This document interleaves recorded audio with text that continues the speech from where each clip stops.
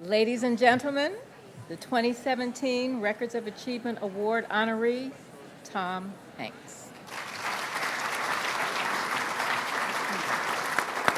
Thank you very much. Thank you. Thank you. That's you. Thanks, everybody. So Alexis de Tocqueville called me just a few minutes ago and said Really? that we had only had 4 people giving a little bit speech before our honoree spoke, and that it was really important to have at least 5 people say something before you get a chance to All talk. right, okay, all right. All right. Good evening. Tonight we honor someone we can safely say is the very best at what he does. An actor and director and producer whose remarkable work has helped define American culture and American consciousness for more than a generation. We all feel genuinely that we know him, that he's a friend, a good friend, and perhaps that places an unfair burden on him. But he has generously created and then shared with the rest of us dozens of indelible performances that have performed a kind of open heart surgery on us. This has happened because he has done the hard work of exposing himself to raw and beautiful and transcendent emotions that lift our horizons and remind us, flawed human beings, why we must cohere as a species. Because we are gathered here in this shrine to our sacred documents and words and ideas, because we are also here in a repository of the seemingly ordinary evidence of our republic's complicated past, we must note with pride the exceptional work our honoree has done in the service of the stories of our country. He has reminded us in each character he has inhabited, in each gesture and breath, that there are no ordinary people, that the history of these United States of America is populated not only by bold-faced stars, but so-called regular people who actually perform the dangerous work of preserving this fragile democracy. He is decent, he is compassionate, he is funny, he notices things, he is enthusiastic. And the Greek etymology of the word enthusiastic means God in us. I am supremely lucky to have been able to... Did you know that? I'm using it at home with my Greek wife. You got to use it. It's a good one. If only it said God in me, then I would really have the...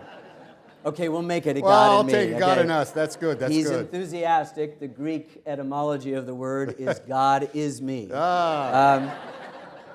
I am supremely lucky to have been able to work with him a lot over the last 15 years, and most important, to call him a friend, ladies and gentlemen, our honoree, Tom Hanks. Wow, thank you. Thank you so much. Thank you, Ken. So there were a lot of things in the tribute that I wanted to talk about. I wanted to pull that scene with the agent in the Out of the Rain in the bar about the Constitution being our common document. I love the opening of Saving Private Ryan, but I love even more the walk across the grass after you've got your orders and you're just talking about stuff and complaints, and there's wonderful things. I think all of us have this set of things that we are drawn to. How are you drawn to these things? What grabs you to do a project like Bridge of Spies or like Saving Private Ryan? I mean, those are both Stevens, but anything that you've done with Ron, all of the things you've done with Robert Zemeckis, all of that stuff, it seems that somewhere there was a choice. Who made that choice? What was that choice about? Well, it always comes down to finding out something that I thought I knew but did not know.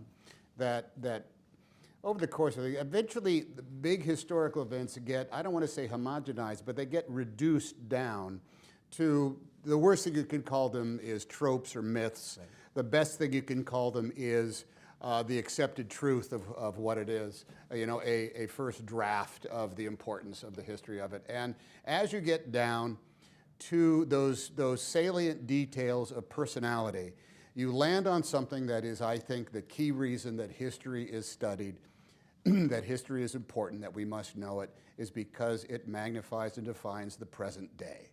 human behavior never changes. Vanity of vanity, all is vanity. There is nothing new under the sun.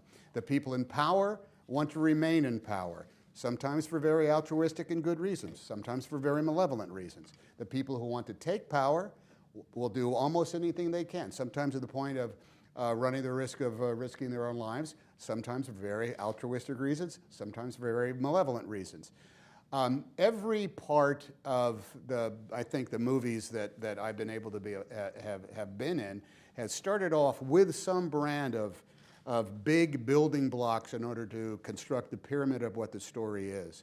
And I think I've had, I haven't actually come to blows with writers sometimes, but I have been a screamer of the need to get into the details that everybody can recognize as something that they would experience if they were in the same circumstance. Now, I played a lot of accomplished guys. Your average astronaut is an extremely accomplished man. Right. He is also crazy competitive, like bodaciously competitive, and they are also left to.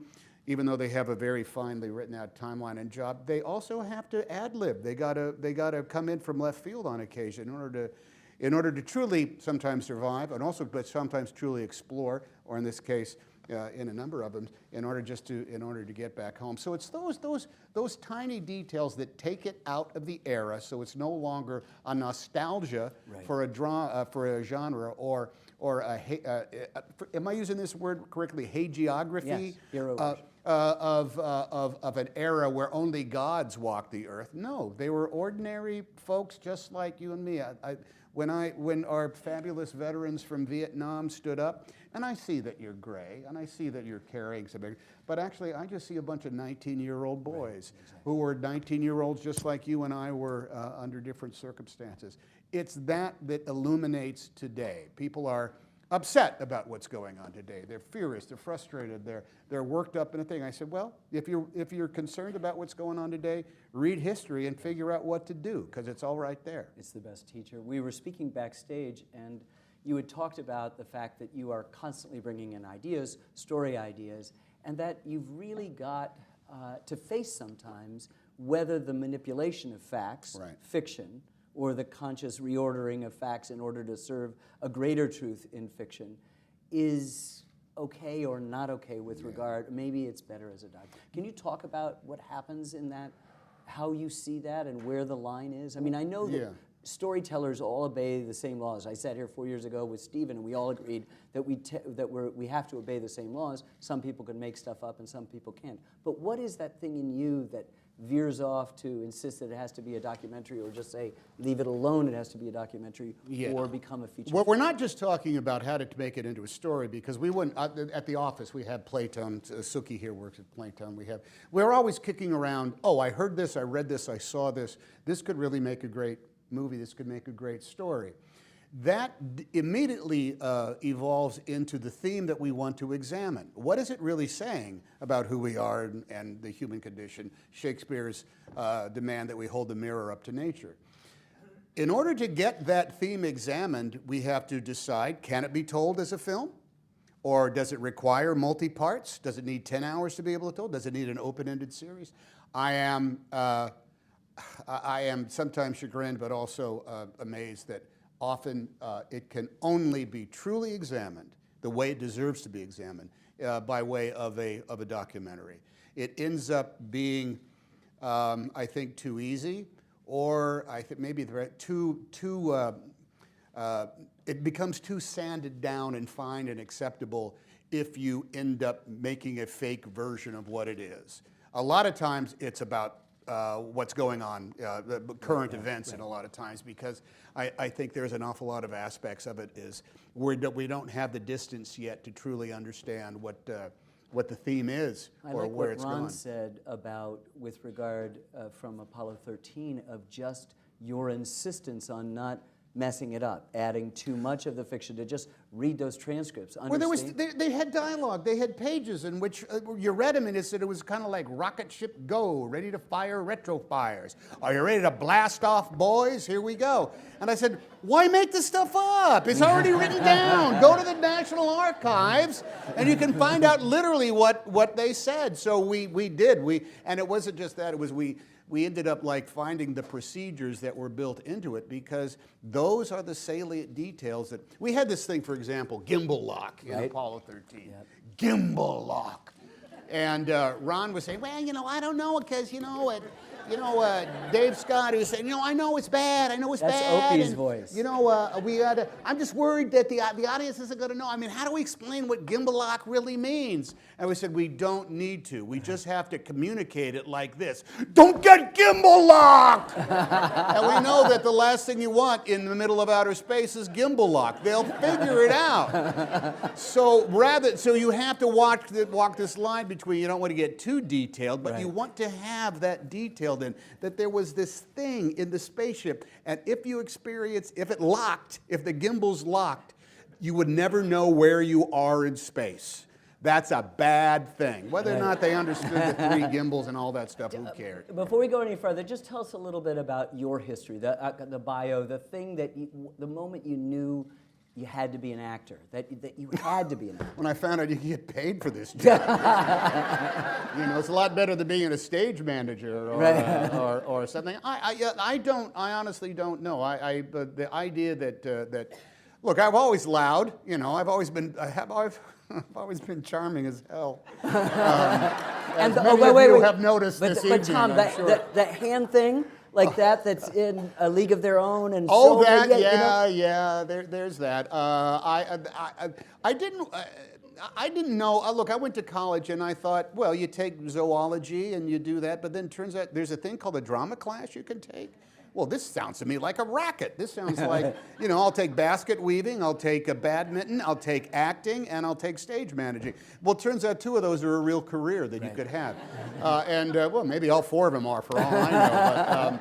But discovering that there was this, it wasn't just a gig, it was actually a way of life. It was a perspective of a type of creation that as soon as I was offered any connection, any chance to do it at all, I jumped at it, because, man, it sure beats, having this to be your line of dialogue. Would you like fries with that? I'd rather say Shakespeare than it said, you need lids on those? I'd rather do Shakespeare.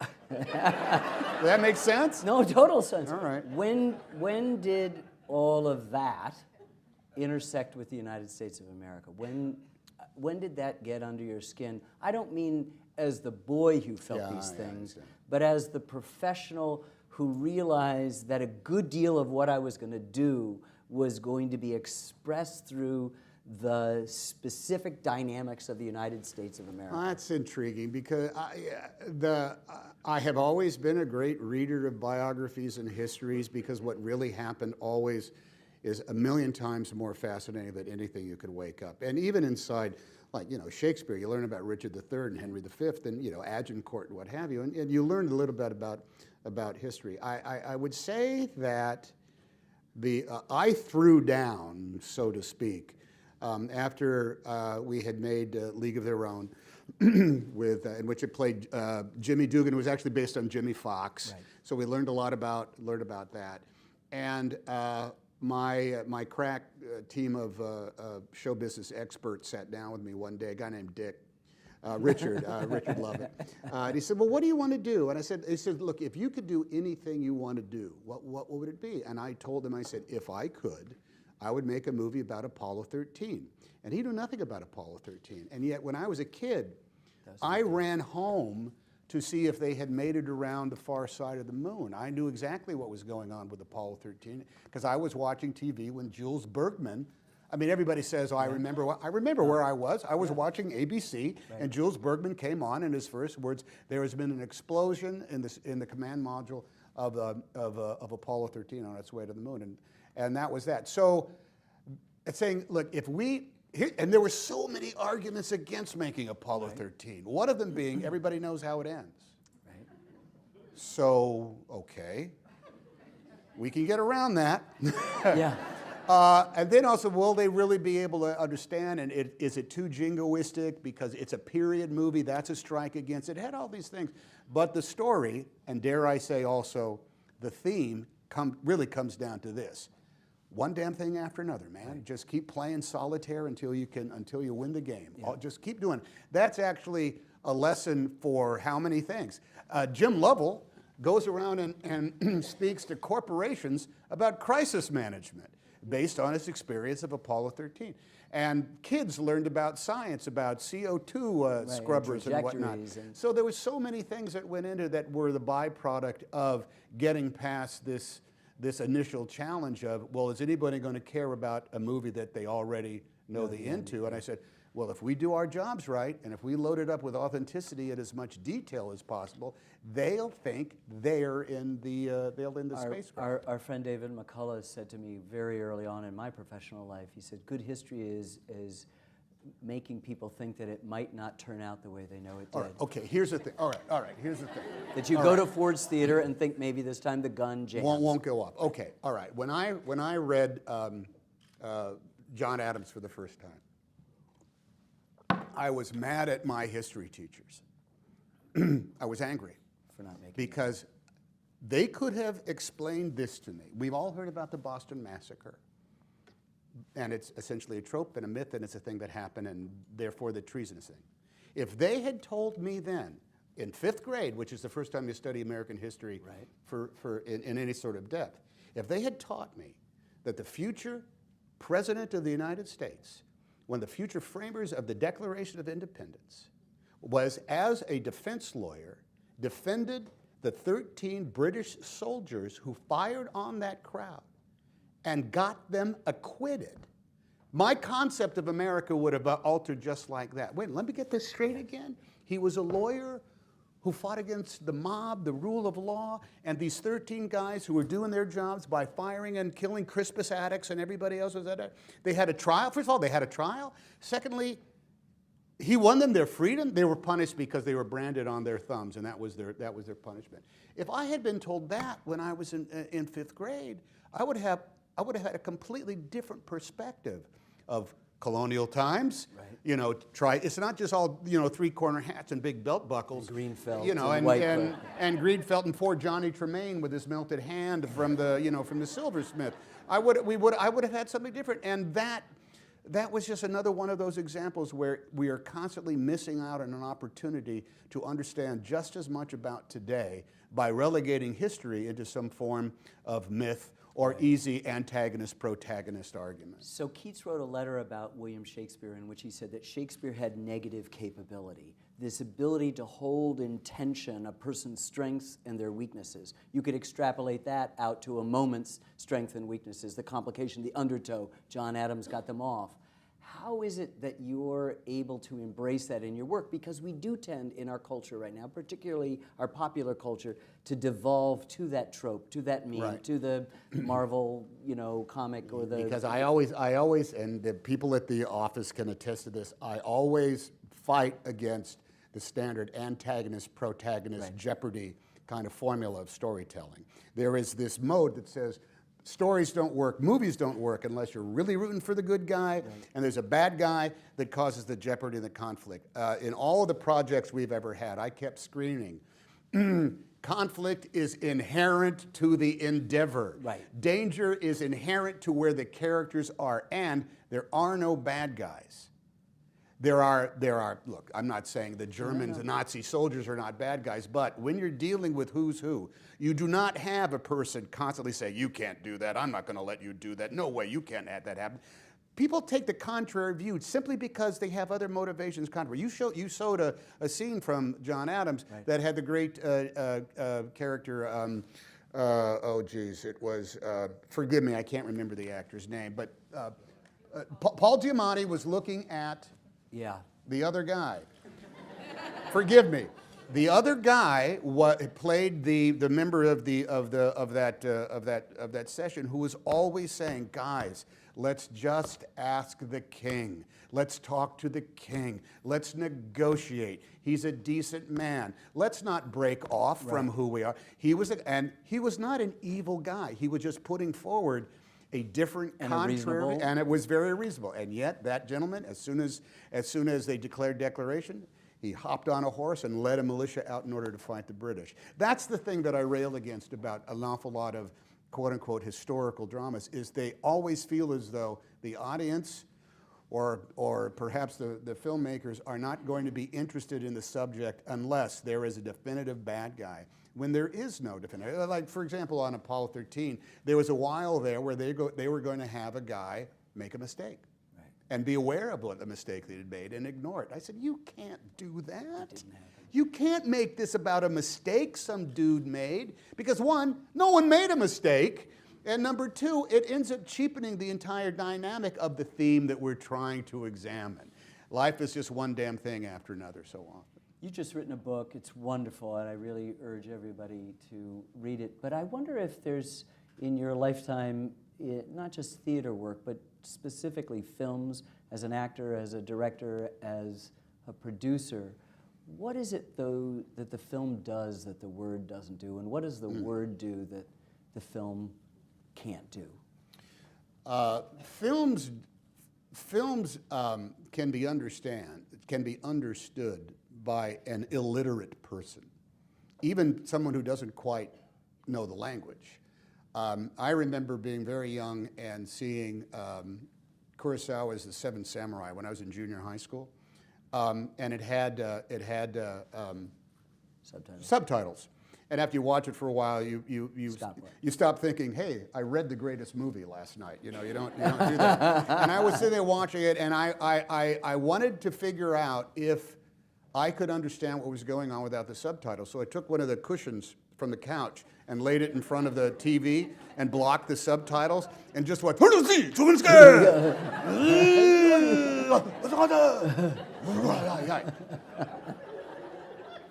and it was like I spoke Japanese. Yeah. I understood what was going on, then I took it off. Yeah. But there is a deep interior intrinsic loss of yourself when you're watching a movie that lasts a very finite amount of time. It's about 2 hours.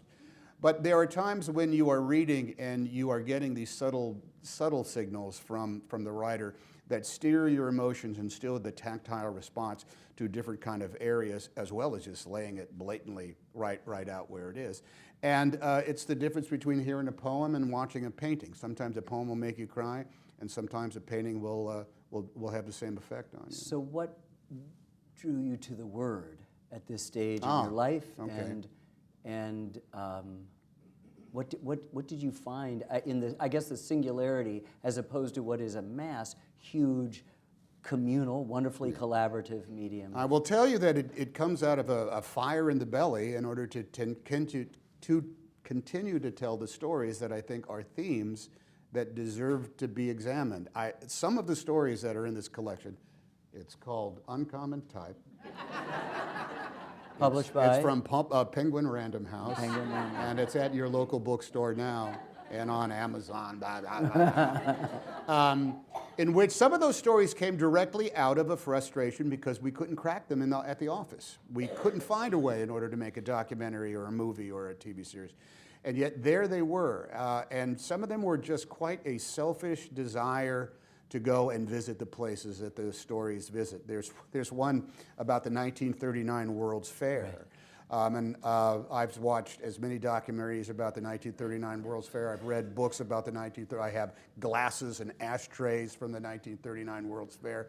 But I wanted to go there myself, so I wrote a story about it's a future and past story. It's about a guy who goes to a time travel adventure company and goes back and visits the 1939 World's Fair. So some of it is just a selfish desire to go to a place I've never been. So we've been together for the last few hours, and you've been to the National Archives for the first time in your life.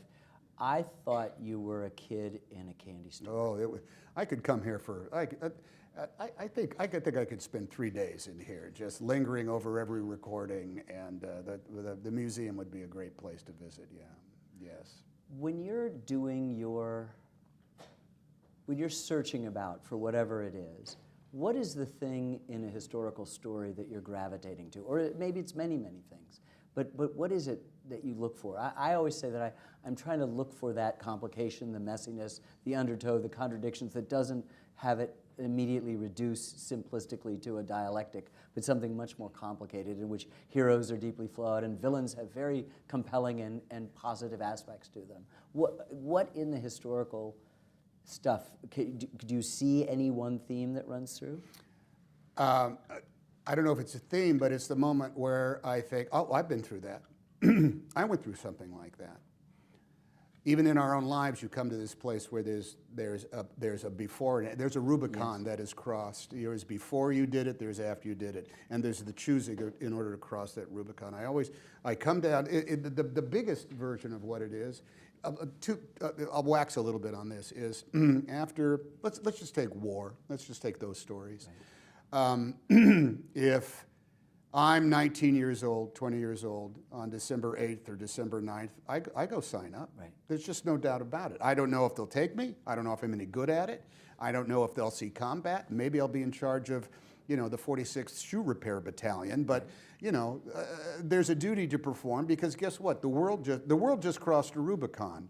And what side of the river are you going to stay on? So you got to go. I would have done that. Your series, Vietnam, made me think this. If I'm 19 years old in 1964, 1965, and 1966, I'm still motivated by John F. Kennedy saying, we will bear any burden. Yeah.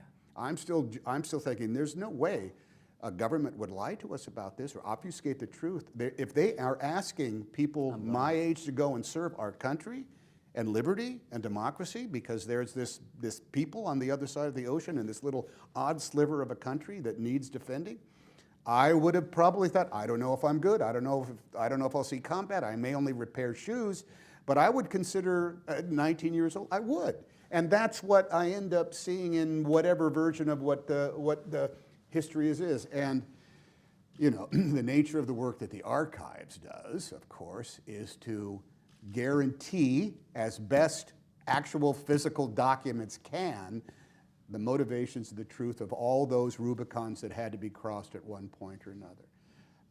It is the truth. The truth sets you on a course, and you take it to heart in an extremely personal manner.